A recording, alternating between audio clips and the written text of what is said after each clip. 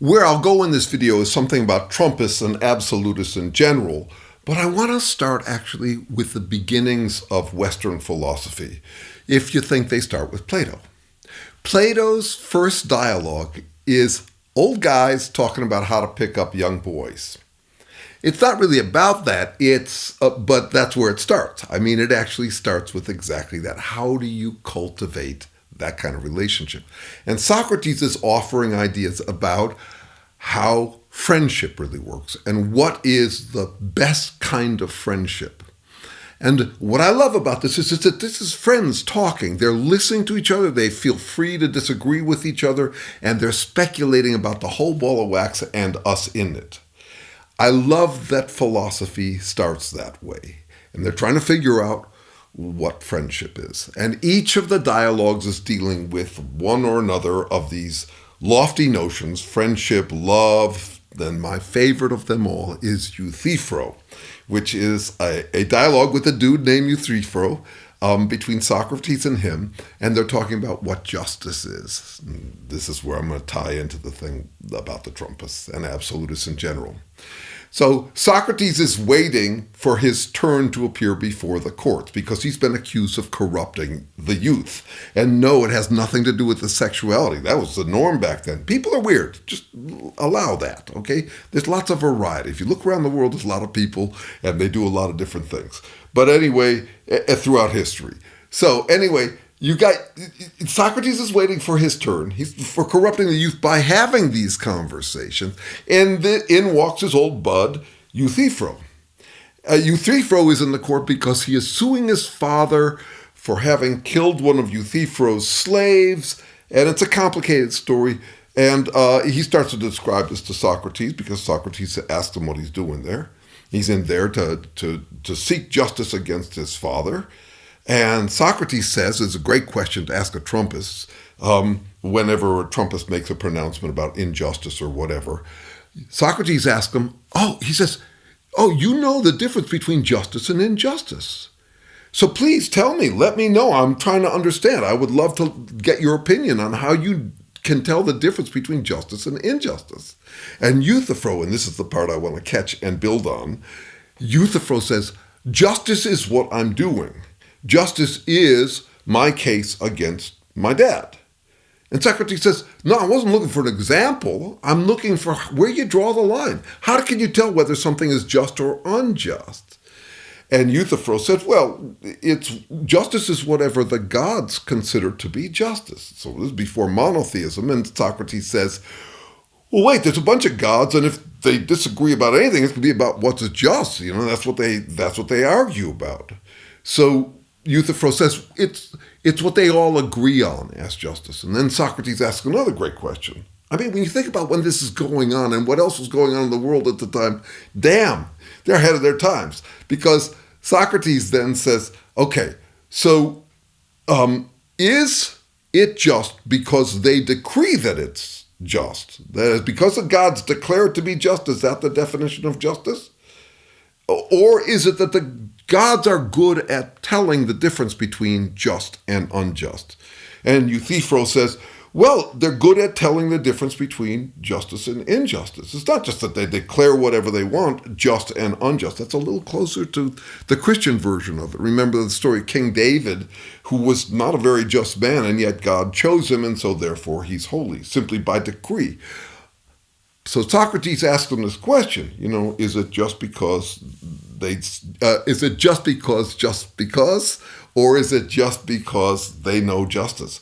And Euthyphro says, no, they know justice. And Socrates says to him, well, that's what I'm trying to understand. What is their standard for deciding what's just and what's not just? And Euthyphro says, I've got to go. That's the end of the dialogue. I just love it. Okay, so here's the part I want to pick up on and apply to the question of Trumpists. I love that 2,500 years ago, more or less, someone asked, what is justice? And Socrates asked, what is justice? And Euthyphro says, what I'm doing. So that's an appetite we would have. That wherever we are, it's like the spotlight of justice is on us. And wherever we are, whatever we're doing, whatever we feel, That's justice. You think about the people who say, no fair to me, no fair to me, no fair to me, and then assume that that proves that they're fair-minded. That's exactly the problem. We're dealing with a lot of that these days. The Trumpists are doing all that these days. Okay, so now let's tie it into three terms. I somehow seem to be collecting the names for some important phobias and philias, loves of and fears of. Claustrophobia is well understood. It's fear of being cramped in, fear of being in a tight space. So there's claustrophobia, and then there's the opposite of it, which is agoraphobia, fear of open spaces. And then I've discovered a new one this morning. Amaxophylia is fear of getting in cars. I am interested in Amaxophylia, which is love of getting in cars. Imagine if you had a closed space, but you had total mobility with it. You could go anywhere you wanted, and wherever you went, you were in your cozy, tight space. I think that's when people say, I do my own research or whatever, that's what they're doing. They got in, they're swaddled tight inside their little comfort zone. We talk about it as a bubble, but I want to say it's a mobile bubble, in that you can take it wherever you want. That's what Trump and the Trumpists do. And not just them, lots of people do this. It's a standard move. Whatever I'm doing is just. And how do you do it? It's actually a breeze to do it.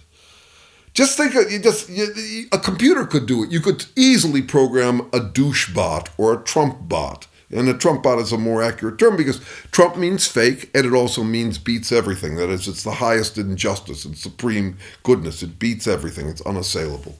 So, all you have to do, all this software program would have to do, is think about the loadedness of words. So some words sound good, nice, kind, strong, loyal, just all those words, loving, etc. They have positive connotations. Think about the words with negative connotations, gaslighter, wimp, sheeple, whatever, any negative terms. And all you do is you simply sort them out. If it's positive, it's about me. If it's negative, it's about someone else. You can do a little tailoring for the circumstance, but when someone is a universal master rationalizer and moralizer, as if no matter where they are, as they move from place to place, doing completely different things, all they have to do is pick out of thin air any of those loaded words. Don't pay attention to what the word means. If it's loaded positive, it's about you. If it's loaded negative, it's about your rivals. That's the fun of Amaxophylia. That is, you are the kind of person who does your own research. You are the judge. You always decide the cases in your way. And this is what the Trumpists are doing. I swear there's nothing else. I study in depth. I've read probably over 75 books about the whole Trump phenomena, lots of psychology, lots of history, all of that. And yet there's a tendency for people to assume that if you're doing careful study, you're bound to come up with a detailed, intricate, complex analysis. I don't think so. A famous mathematician, Friedrich Gauss, who was the guy who discovered the bell curve, which shows up everywhere in the world. I mean, it's just everywhere. He said, think deeply about simple things.